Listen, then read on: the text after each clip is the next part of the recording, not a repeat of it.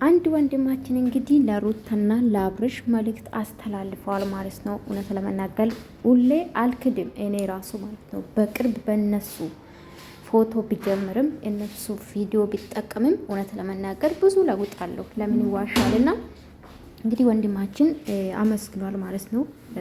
ለምን የሩታና የአብርሽ ደጋፊ ወዳጅ የሆኑት ሄዶ ሰብስክራይብ ያደረጉትና ዞሮ ዞሮ እኔ በበኩሌ ሁሌ አመሰግናለሁ ባይዘዌ ማለት ነው። በእርግጥ ግን ሩታ ጥፋታ ስናገር መታችሁ ሰብስክራይብ ታነሷላችሁ፣ ምንም ችግር የለውም አንሱ።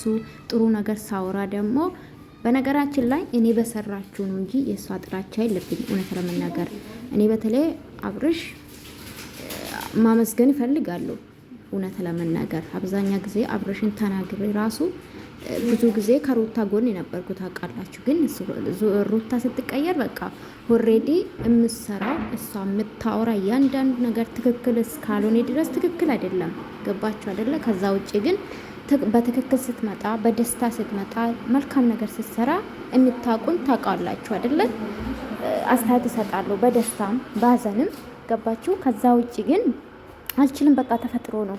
አልችልም ማስመሰል። እውነት ለመናገር የሰው ልጅ ያጠፋ ማለት እንዳጠፋ ያወቅኩ አላጠፋም ብዬ እኔ አስተያየት ልሰጥ አልችልም። አይዋጥልኝ፣ በቃ አይፈቅድልኝም። እና ይህ ወንድማችን እንግዲህ ብዙ ጊዜ በእነሱ ይሰራል። ሁለት ዩቱብ ቻናል ነው አለውና በእነሱ እንግዲህ ብዙ ጊዜ ይሰራልና ከሩታ ጎንም ነው።